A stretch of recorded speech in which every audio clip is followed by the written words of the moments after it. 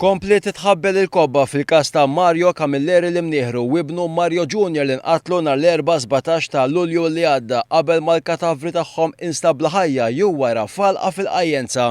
Propju lejlit li tibda l-kompilazzjoni dwar il-qtil ta' Mario Camilleri l-imnieħru ta' ibnu Mario, it-tlieta filgħodu saret it-tieni awtopsja fuq l-imnieħru wara li l-maġistrat ordna li jinqala mill-qabar il-katavru tiegħu. L-awtopsja konfermat bil-ġdid li Mario Camilleri ma nqatilx b'tir sparat f'rasu kif jidher li kellhom indikazzjoni l-pulizija iżda b'attakk tal-qalb. Mario Camilleri indifen jumej wara l-instab fl-20 ta' Lulju bil-katavru jinqala mill-qabar 3 ijiem wara. Fl-ewwel awtopsja l-patoloġisti sabu li xi ħadd kien spara lejn ras Camilleri iżda minkejja li l-balla laqtitu ħareġ id-demm fl-ebda ħin ma ppenetrat ir-ras. Għalhekk il-patoloġisti qalu li Mario Camilleri ma mhix kawża tal-balla iżda b'attakk tal-qalb. Kien għalhekk li l-Maġistrat Edwina Grima ordnat il-katavru ta' Mario Camilleri l-imnieħru jerġa' jinqala mill-qabar biex ikunu jistgħu jsiru aktar eżamijiet forensiċi.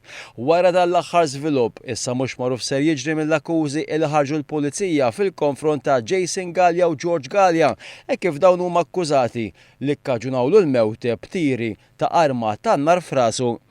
Jason Galea ta' 39 sena qed jiġi akkużat bi 3 omiċidji fosthom tal-imnieħru ta' ibnu.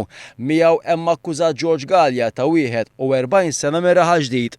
Intant Jason Galea flimkien ma' Ronald Arry illi jiġi ħu George Galea mill-istess omm qed jiġi akkużat ukoll bil-qtil ta' Matthew Zara.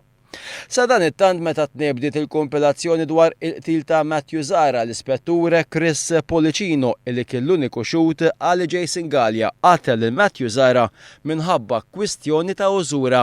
Jirriżulta li flimkien ma' Ronald Arry, Jason Galea kien qatel lil Matthew Zara wara li mis-6,000 euro li l-vittma kien sellef lill-istess Galea bl-interessi kollha somma telat għal madwar €500,000.